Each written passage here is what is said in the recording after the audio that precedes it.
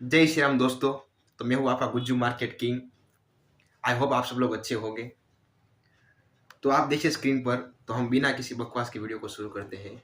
तो आज हम बात करने वाले हैं कि जो मंडे का मार्केट है वो कैसा रहेगा, कैसा रह सकता है, उसके बारे में हम बात करेंगे। ठीक है, लेकिन वीडियो को शुरू करने से पहले मैं आपको एक बात बताना चाहता हूँ। मैं अपनी जो ट्रेडिंग है वो धन में करता हूँ। तो अगर आप धन में अपनी लिंक खोलना चाहते हैं तो मैं अपनी लिंक डिस्क्रिप्शन बॉक्स में भेज दूंगा। और मेरे टेलीग्राम चैनल बिल्कुल भी फ्री है, उसके भी चैनल, इसका भी लिंक मैं आपको टेलीग्राम डिस्क्रिप्शन में भेज दूंगा। ठीक है, तो चलिए बिना किसी बकवास के वीडियो को शुरू करते हैं कि क्या होगा निफ्टी 50 का, मतलब निफ्टी का क्या रिएक्शन होगा मंडे को, किस तरह से निफ्टी रिएक्ट करेगा। ठीक है, चलो शुरू कर।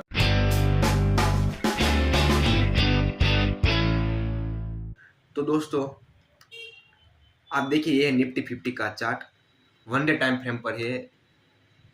तो यहाँ पर देखिए, यहाँ पर हमें अच्छी अच्छी सी बाइंग देखने को मिली थी फ्राइडे मार्केट में तकरीबन 2.5%।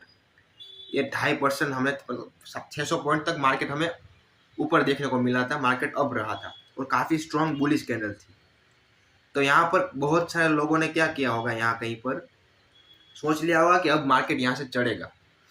देखिए दोस्तों, ये एक ट्रैप हो सकता है। चलो मैं इसकी वजह बताता हूँ आपको कि क्यों ट्रैप हो सकता है। आप देखिए, यहाँ से एक ट्रेंड लाइन आ रही है।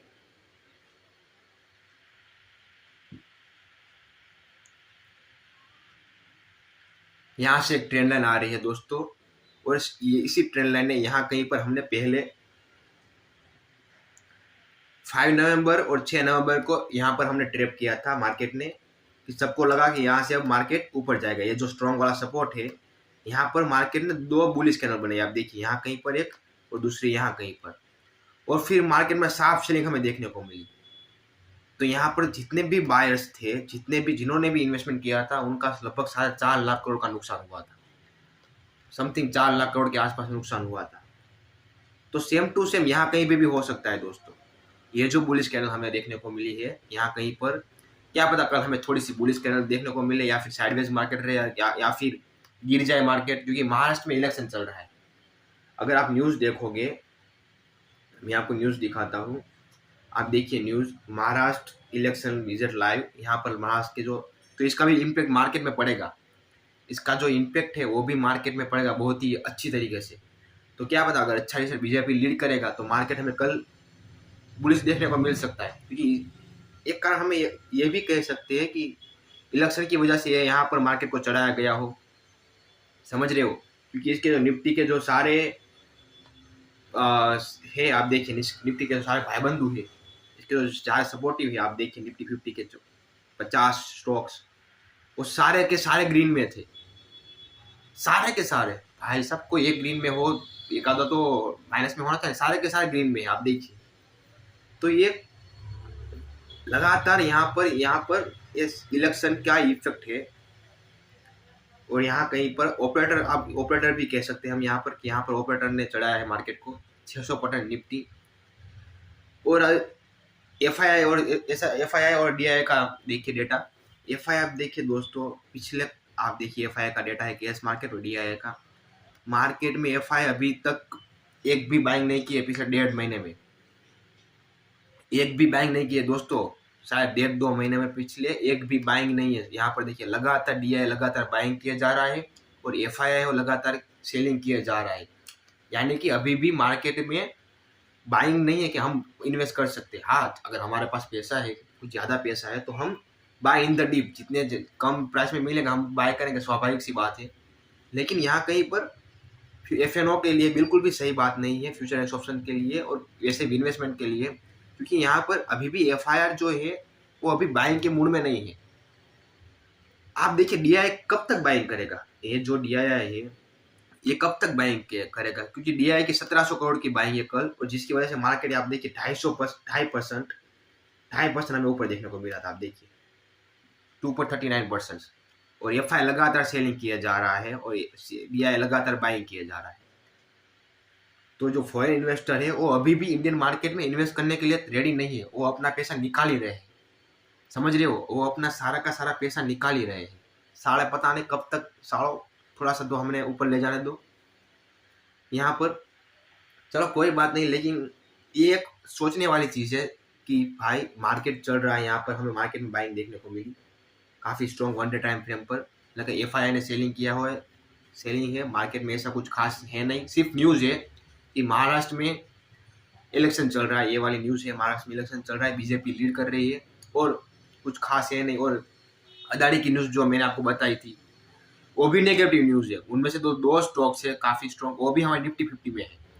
तो इसकी वजह से यहाँ पर आप देखिए नीचे से एक ऊपर से ट्रेंड लाइन आ रही है और नीचे से इसका स्ट्रॉन्ग सपोर्ट है। आप देखिए ये नीचे से इसका स्ट्रॉन्ग सपोर्ट है। आप देखिए ये लेवल है 23,250 का, मतलब यस ये 23,200 का स्ट्रॉन्ग लेवल है जहां पर हमें बाइंग देखने को मिल रही है। क्या पता मार्केट दोस्तों ऐसा इस तरह से जो यहाँ पर इस चैनल में चल रहा है, यहाँ कहीं यहाँ पर इस चैनल में, वो क्या पता यहाँ कहीं पर भी जाए मार्केट यहाँ पर और फिर यहाँ से नीचे गिर जाए, क्योंकि इसको इस चैनल को ब्रेकआउट देना पड़ेगा। आप समझ रहे हो, ये जो इस चैनल में चल रहा है यहाँ कहीं पर, इसने इस चैनल का ब्रेकआउट देने के बाद इस तरह से मूवमेंट देना शुरू करेगा, तब हम कहेंगे कि नहीं अब मार्केट में बायर्स एग्रेसिव है, मतलब बाइंग आने लगी है, तो हम भी बाइंग का कुछ सोच सकते हैं। मतलब ऑप्शन ट्रेडिंग में हम कॉल साइड के प्रीमियम के बारे में, कॉल साइड के बारे में सोच सकते हैं कि नहीं अब हम कॉल बाय करेंगे या पुट। क्योंकि अभी का जो मार्केट है वो क्लियरली आप देखिए यहाँ कहीं पर ऊपर से ट्रेंड लाइन आ रही है और अभी भी यहाँ कहीं पर इसका ट्रेंड लाइन का रिजेक्शन है। यहाँ कहीं पर काफ़ी ज़्यादा सेलर्स बैठे होंगे जिनके एसर हो गए यहाँ कहीं पर। समझ रहे हो, तो सिंपल सी बात है। आप देखिए अगर ये जो जोन है, ये जो इसने जो स्ट्रक्चर बनाया है, अगर इस स्ट्रक्चर का ब्रेकआउट करता है यहाँ कहीं पर और फिर मार्केट इस तरह से मूव करने लगता है, अब इस तरह से हायर हाई हायर लॉस के फॉर्मेट में, तब हम समझ सकते हैं कि नहीं मार्केट में अब थोड़ी बाइंग हमें देखने को मिल रही है। क्योंकि आप यहाँ पर देखिए मार्केट में लगातार सेलिंग और काफ़ी शार्प सेलिंग आ रही है और ऊपर से एफआईआई भी बाइंग नहीं कर रहे हैं। यानी कि कब तक दिया है जो है हमारा जो डोमेस्टिक इंस्टीट्यूशनल इन्वेस्टर है वो कब तक बाय करेंगे? कभी भी उनको भी सेल करना पड़ेगा मार्केट में पैसे निकालने के लिए, कब तक बाय करेंगे वो? और क्या पता एफआईआई और डीआई दोनों सेल करने लगे, तो ये जो स्ट्रॉन्ग सपोर्ट है हमारा, आप देखिए ये जो स्ट्रॉन्ग सपोर्ट है अगर इसको ब्रेकआउट करता है तो मार्केट अभी भी हमें नीचे देखने को मिल सकता है, तकरीबन 22,000 के आसपास हमें देखने को मिल सकता है और 500 से 1000 पॉइंट गिर सकता है। लेकिन अगर बाइंग यहाँ पर हमें देखने को मिलेगी, क्योंकि प्रीवियसली आप देखिए यहाँ से ही हमें बाइंग देखने को मिली थी, यहाँ कहीं पर बाइंग देखने को मिली थी, यहाँ से मार्केट ऊपर गया था।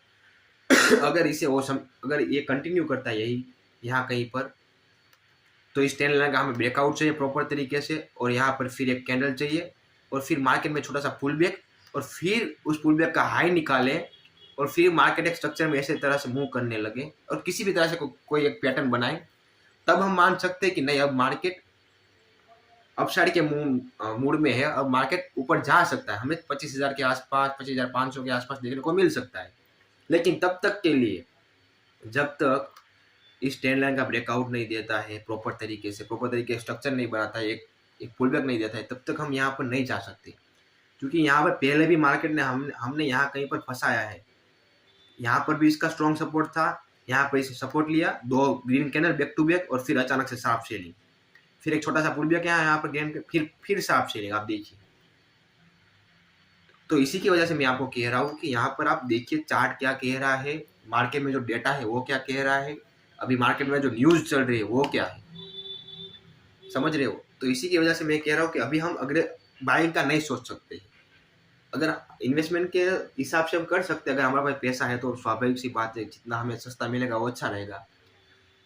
लेकिन मेरी राय यही रहेगी कि यहाँ पर सोच समझ कर कीजिएगा, क्योंकि आपका लॉस ना हो। मैं यही चाहता हूँ कि आपका लॉस ना हो, मैं भी ध्यान रखूंगा कि मेरा भी लॉस ना हो।